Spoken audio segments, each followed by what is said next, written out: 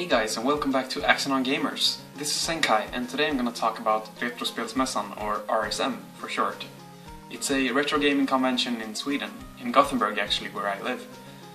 It was a really cool place, and I got to pick up some really nice games this year, and I also met some old friends of mine and got to talk with Charles Martinet, the voice of Super Mario, so it was a really cool experience for me, so let's get to it.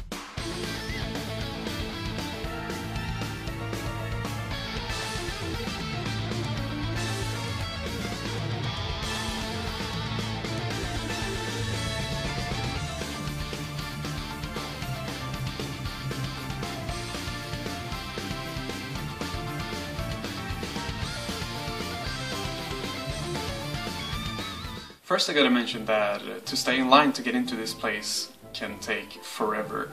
Depending on when you get there, you have to stay in line for a really long time. I was actually pretty lucky because me and my friend got there before they opened, and so we didn't have to stay in line at all, pretty much. We just had to wait for them to open, but it was really worth it to get in as soon as they opened up because you know, they sell a lot of cool games there, so it was nice to be one of the first guys to get in, just to see what they have in store.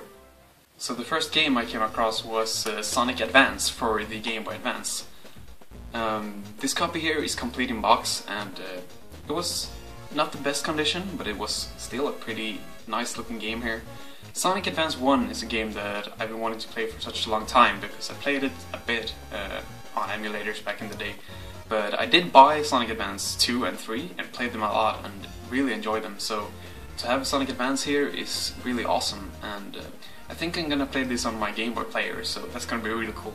My friend Sebo, who creates these protective cases for Game Boy Advance games, had actually a stand on the RSM this year, last year too actually. So as soon as I bought this, I got over to his place and picked one of these protective cases for the game here. So now it looks really nice and I don't have to worry about it getting any more damage. So I continued my search for more games there, and the next game I found was also a Game Boy game, but it's a game for the Game Boy Color, and it's Wordland 3. It's a game that I finished to completion. I did 100% in this game when I was a child, but that copy was the one that I borrowed from a friend, so to finally have this game for myself is awesome. And lately I've been wanting to replay this game, so it's awesome to find it, actually. I didn't have to pay more than €2 for this, so that was also a really nice thing. And then I came across a guy who sold Japanese Dreamcast imports, and the game that I saw first and really wanted to pick up was this one, Grandia 2, the special package. It's a really cool package with, yeah, first and foremost the Japanese dub for Grandia 2, which I've been curious about, and I always wanted to have a Japanese copy of Grandia 2. But in this case here we also have a soundtrack, or I think it's the same tracks that are on the music CD you get when you buy the Grandia 2 in North America anyway, so I already had that CD. But it's a cool case here, and I asked him if I could have it for €10, and he said that he wanted €20 for it, so I didn't buy it right away and put it down. So yeah, I was there with my friends, as I said, and when I picked up Grandia 2 and looked at it, my friend said that the guy I bought Wordland 3 at also had some Dreamcast games, so I ran there and looked through them just because, you know, I didn't have to pay a lot for Wordland 3, so I thought that maybe his Dreamcast game were very, very cheap as well. And I actually found a PAL copy of Skies of Arcadia. The case here is not the original case. He have taken out the front and the back of the original case and actually cut the spine here, so that's pretty bad. But the discs are both in here and they're looking brand new. Extremely nice condition on those. So I asked him what he wanted for this one, and he only said €5, and that's next to nothing, knowing that this game goes for a lot of money, and I don't own the PAL copy of the game, so sadly I don't have the original case, and it didn't come with a manual, but it was still a fantastic price for this game. It's the one that I really want to play because I never get enough of Skies of Arcadia, so super awesome pickup this weekend. And then there was a tournament in Street Fighter 2 Turbo, the game back for Super Nintendo. I didn't get to sign me up in time, so I didn't attend the tournament, but it was were very fun to look at. Since it was a retro convention, they had these tournaments in old retro games and stuff. The funniest moment was at the finals, where the players played Ryu versus Blanca, and it was down to the last hit. The final hit would decide who the winner was, and Blanca did this move where he rolls into a ball and launches himself up in the air. It's his anti-air version of the move. The weird thing in this version of the game was that when he falls down from the air to land on the ground, he's still a ball in this version, and so he does damage on his way down. So he actually landed on Ryu on his way down and killed him. So that was how the finals went out, and it was really funny. Me and my friends laughed a lot. After that I went back to search for more games, and the next one isn't a game, but it's just as good. I came across the Final Fantasy VI guide, the original one for Super Nintendo, so it's actually called Final Fantasy III Player's Guide, since the game was called Final Fantasy III and was released in North America. I started to look in this book here, and it has some amazing art, and all the maps from the game are here, and it's a really nice guide, actually. The seller saw how interested I was in this, and said, if you want it, you can take it for 10 euros. And the price tag was actually 20 euros, and I was gonna buy this anyway, so that was really nice of him. So I got away with this for only 10 euros, and this is a book that I looked in a few years ago, and I always wanted to pick this one up, so that was awesome. And then it was time to meet Charles Martinet, and I looked forward to it very much, but the line got very long very fast, and I was super lucky because I was one of the last people who got to meet him before he had to go and do something else. He was gonna talk about some old Nintendo memories and of when he first did the voice of Mario. But yeah, before that I actually had the chance to meet him. I told him a little bit about myself. I said how awesome it was to meet him, and I also told him how fun it was to see him at Johnny Millennium's place, the Happy Console Gamer, and told him that I was really jealous of him having Charles at his house, and it was awesome to meet him in person.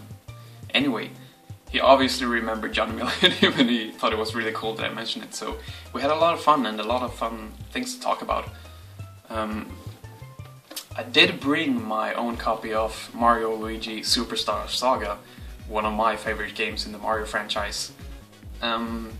He signed this, and what he wrote on this one was really funny, because first of all he wrote Super Kevin, you're number one. Then he signed it from Luigi over the head of Luigi here, and the same goes for Mario, a Mario sign here. And then of course his own sign down here, Charles Martinet, so that was awesome. Another funny thing when I talked to him was that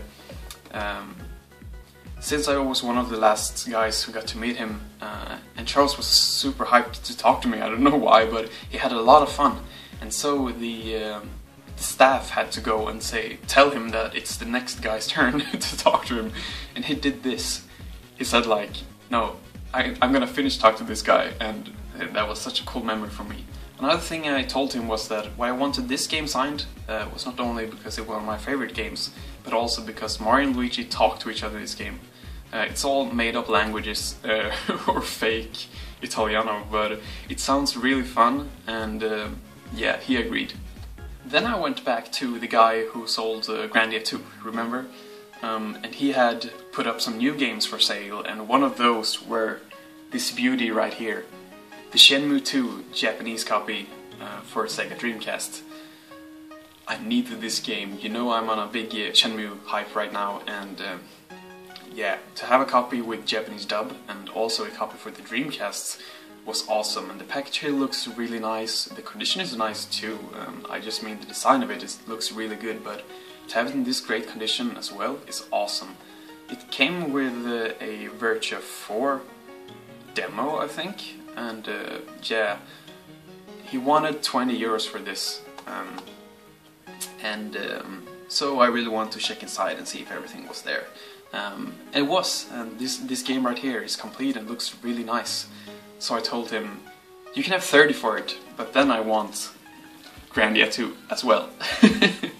And he told me, oh, you're so annoying, but it was cool. I got them both.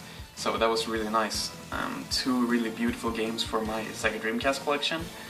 And yeah, why I really want to pick the Grandia 2 special package up was because I looked inside the soundtrack disc, and it's the same as the Final Fantasy X 10.2 HD remaster and Kingdom Hearts remake, where it's a art book with the soundtrack on the last page. So to see that from a game that wasn't made very recently, that was awesome, and I'm super happy to have those, both Shenmue 2 and Grandia 2 here. Awesome stuff. The last two games I picked up were two pretty cheap ones. We did take a look before we leave, and so I found, first of all, Ty, the Tasmanian Tiger, for Xbox. I played the third game in this series and it was actually impressive, a really good game. And so I wanted to play the first and second one in the series, so it's nice to have this one here. I only paid €3 for this as well, so that was super cheap, and yeah, it's cool to have this game. The next one from the same seller was Wario Land, the first game, also called Super Mario Land 3. This is also a game I have played before, and I never owned it, so it's cool to have this game finally. So yeah, that's it for my pickups, but I did take one last search to see if I could find a game for Mario, because he couldn't attend this RSM this year. So I thought that maybe I can find something related to the Sakura Taisen series, and so I went back to the guy selling the Dreamcast games, and I did. I found a game here called Ogami Ichiro Fantoki. I don't know if I pronounced that right, but this seems to be a game based on the minigames you play in the Sakura Taisen series, because those games are visual novels, and from time to time you play minigames with the main character Ogami Ichiro, and according to the picture on the back here, it seems like there are a lot of those minigames in this game here. So yeah, let's see what this game is all about when you pop it in, Mario. But before I paid for the game, I also saw that he had this game right here, and it's also a game from the Sakura Taisen series, called Sakura Taisen Kinematron Hanagumi Mail. In Sakura Taisen 3 specifically, you have a video phone called the Kinematron, and this seems to be a game focused around that, so I guess in this game you do a lot of video calls to all of your friends in the Sakura Taisen series, so this seems like a pretty cool game for fans, and yeah, we'll see more. It was sealed as well, but as you might hear, the disc is loose in here, so obviously we're gonna unwrap it. And on my way out I got a free booster pack for the Kid Icarus Uprising TCG. I know these are AR cards as well, which you can scan into your game, so it's not only a TCG, but it's a pretty cool thing to have, and I will open this up next time I play the game, but until then I'll keep it sealed. So that's it for RSM this year. I had a lot of fun this year, and it was just as fun as last time, if it wasn't even more fun. It was awesome to meet all my old friends there, and I got some really nice pickups, as you saw, and to meet Charles Martinet, that was priceless. So that is for this time, and yeah, as always, until next time, get gaming!